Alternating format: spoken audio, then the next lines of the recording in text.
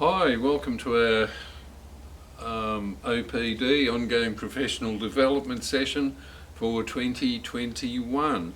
I'm going to start off by apologising for the fact that I didn't manage to get one out in 2020, but as we all know, 2020 was just that kind of year. I started the year very unwell and wasn't able to do anything in January and or in February for that matter, and then we got into the COVID thing and everything just fell apart. But we're here now, and 2021's looking like a whole different animal. At least it is for me producing a video for OPD. The next thing I want to mention before we get onto our main topic is the guidelines that the Attorney General's Office puts out for marriage celebrants. It's called Guidelines to the Marriage Act 1961, I think it is. They recently updated that. By recently I mean in 2019, and so if you've been a marriage celebrant for a number of years, it might be worth your while just making sure that you have got an up-to-date copy of that. I'll put the reference for that, the link to that, in the notes on this video, but please grab a hold of that. You can download it in PDF format, and what's really good with that is you don't have to print it out, although you can if you're a bit of a technological troglodyte, but you can just view it on your computer, and in my PDF viewing program it's got a sidebar down the side where you can see where the contents are for each page. But the really good thing about it is you can just do a search Control F and just type in a keyword, and then it'll highlight every instance of that, and you can just flick through, and I think that's a really helpful way to go. The guidelines actually contain almost anything that you're likely to ask as a celebrant, and if you can't find the answer that you want there, please feel free to call me at any time. Although I don't answer the phone after midnight, it's usually turned off. But apart from that, make sure that, feel free to contact me if you've got any questions, especially the curly ones that don't seem obvious in either the training that we've done together or in the guidelines. And if all else fails, the Attorney General's Department actually has a very good email service for celebrants, and you can send in your questions and they'll get back to you. Usually takes about a week or so, but I've contacted them a couple of times and got answers to questions that weren't real clear in the guidelines or before that in the Celebrants Handbook. Well, today I want to talk about people who were born overseas, and the reason why this has kicked off an interest in me is that about 12 months ago we had a couple join us from the Philippines, and then a few months after that, not long after we were resumed our services after the shutdowns, another couple came along who were actually also from the Philippines, from the same island as this first couple, but they didn't know each other at all, but they were excited to meet each other and find that they came from the same place and they had something in common. What we're finding here is that we get a lot of people, especially from the Philippines, but a few other Asian countries as well, who come here because the local aged care services and a few other services actually act as sponsors for immigrants. And so it's a good way for people from those other countries who want to come here and become permanent residents. So I thought today, the connecting point with this is that this second couple are not actually married yet, but last Sunday they asked me if I can do a wedding for them in October of next year.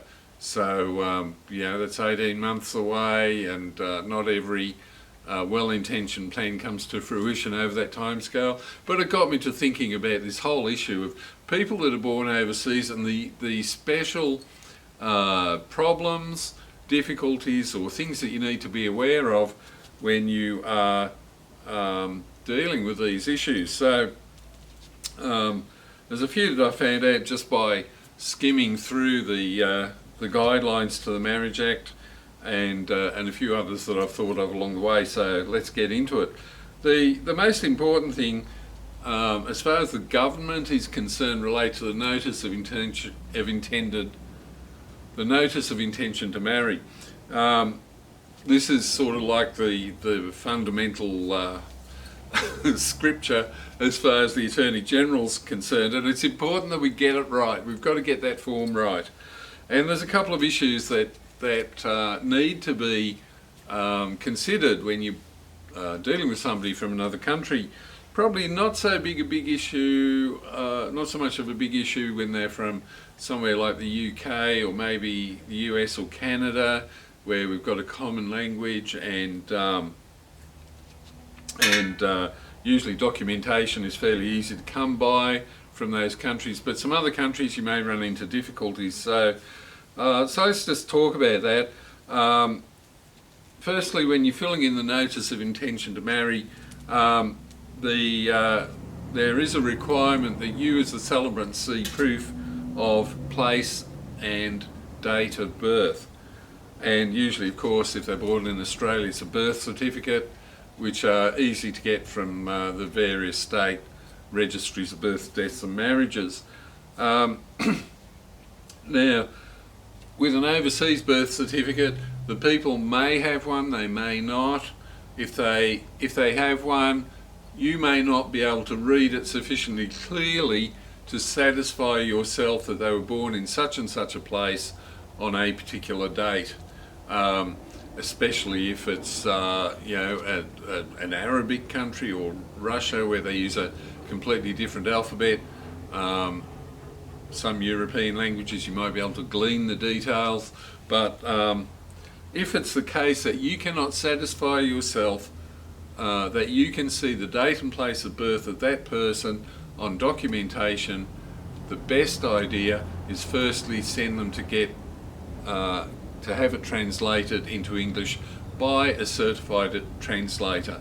There's a website where people can find the certified translators, and I'll include that in the notes, but it's also there in the guidelines to the Marriage Act. Now, if they don't have a birth certificate available, then the next best step is to ask them. A passport can be a valid proof of place if the details, their date of birth and place of birth are on their passport, whether it's an Australian passport or an overseas passport. That is okay. That's considered adequate proof. If they don't have a birth certificate or a passport, then you can ask them to, or their passport does not list their place and date of birth, then you may direct them to an embassy, the embassy of the country they came from. And again, there's a link to a website that lists those. The Department of Foreign Affairs and Trade has those. So I'll have that link in the notes also. Now, there might be a reason why they cannot approach that embassy. Perhaps they're a refugee or a political prisoner or whatever, and going to the embassy of that country is not a practicality. It might be that country doesn't have an embassy here, whatever. In that case, they can write out a statutory declaration on the approved form. You can download that form from the Attorney General's website, and that statutory declaration should state that they were born at such and such a place in whatever country on whatever date you have, and that and list the reasons why they are unable to obtain a birth certificate, and that would be considered acceptable. Under the Marriage Act, if it's not practical to obtain a birth certificate, then a person may provide a statutory declaration instead, but you need to be careful of that. The Attorney General's office has ruled that there is no reason why anybody born in Australia cannot obtain a birth certificate, and most places, most larger countries should be able to provide a birth certificate.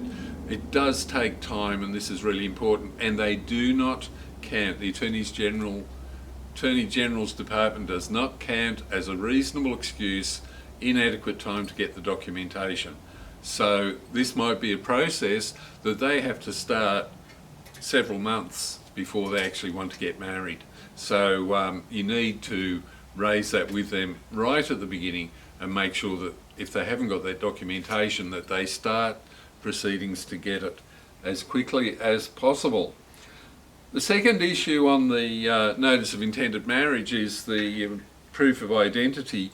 You need to be able to certify that this person who claims to be Bill Smith really is Bill Smith. That's a standard thing with all notices of intended marriage, whether the person was born in Australia or some other place. So a passport, either overseas or Australian, is considered acceptable for that purpose also. But there is a proviso on that. An expired passport, that is, it's run out past its due date and hasn't been renewed, is okay. A cancelled passport is not considered acceptable because it has been considered to be fraudulent or incorrect by a border authority, and so you can't use that because it's already been cancelled because it's not a genuine document. So you can use a current passport, an expired passport, but not a cancelled passport, and the identity on that needs to match the identity that the person is going by, and preferably have the same name as on the birth certificate. And other proofs of identity are things like driver's license, photo ID, or whatever, that preferably issued by an Australian authority.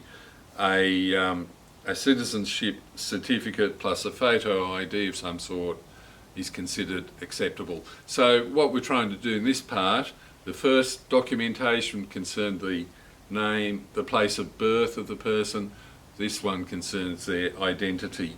And basically you have to satisfy yourself that this person sitting in front of you, or the couple sitting in front of you, are the people that they claim to be. And which brings me to another issue. A lot of people coming from from countries where they speak a language that is not English will adopt an anglicised name. For example, a Chinese person called Cheng Ming might call herself Jenny Ming in Australia, just to make it easier so that people aren't worrying about pronunciation, all that sort of stuff. And that raises the question, well, how do I address that anglicised form name? Firstly, in the official documentation, you should use their original name as it appears in their documentation. So on the notice of intended marriage and on the marriage certificate, use the name that is on the birth certificate or the proof of identity. When it comes to the service, there's no such legal requirements, although I think it would be handy when at the beginning you say, we're here today to witness the marriage of so-and-so and so-and-so, that you could say something like, we're here today to witness the marriage of Cheng Ming, also known as Jenny Ming, to so-and-so. So you use the formal given name and also the anglicised form of that name at the beginning, and thereafter during the rest of the service you can just use the name that she or he normally goes by. Okay, the tricky one, if that wasn't tricky enough, is if the person has been divorced. If a person was divorced overseas, they need to provide you with information, documentation that in which that divorce was granted. Now you might look at it and say, oh, well, it doesn't look genuine. Again, standards for documentation vary from country to country, and what we might think looks a bit dodgy is actually, the normal documentation in that country. And again, if it's given in a language that is not English, you may want to satisfy yourself that you understand what that document is, and you might ask them to again go and get that document translated. Now it may well be that document's entirely valid in the country in which it was issued, but you have to be satisfied that it is a legally issued document. And again, you could recommend that the person contacts the relevant embassy in Canberra, or the High Commission, or the consulate in another capital city, to seek written confirmation that the documentation is legitimate. And as I said earlier, the Department of Foreign Affairs website has contact details for all the foreign embassies operating in Australia. If you're still not real certain about it, the best idea is to ask them to go and see a solicitor or the family court and get a written advice that that document is acceptable. It is important, it says in the guidelines, it is important for celebrants to be aware that it is the responsibility of the party to the proposed marriage to satisfy the celebrant that they are free to marry. So they have to prove to you that if you have any concerns that they're still married, then it's up to them. The onus of proof is on them. The fact is that Australia recognises marriages from most countries, and so therefore if somebody comes to you who says they've been divorced but they haven't actually been divorced, then they would be guilty under Australian law of bigamy, and you would be responsible as a celebrant in the commission of such an offence. So again, this whole issue of people born overseas and getting married is an issue that it's a little bit more complicated, but it's not too hard to work out. You just need to be careful that you follow all the reasonable steps to make sure that those people, A, are who they say they are, and B, are entitled to be married under the laws of Australia.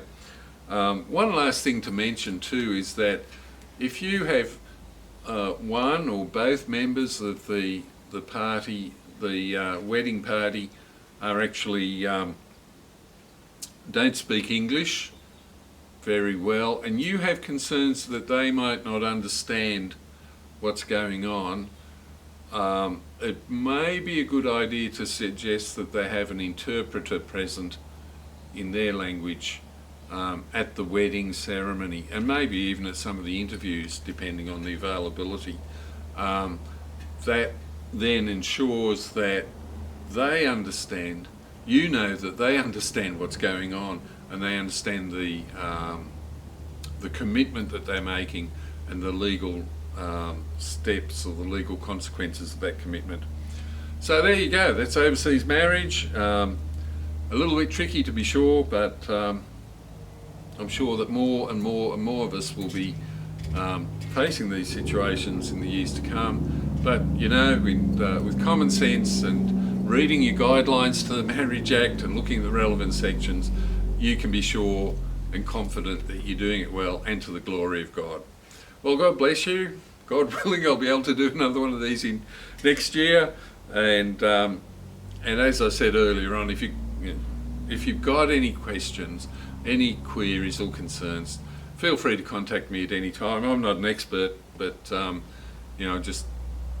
can read documents, and I might be able to help you to understand what's required. God bless you.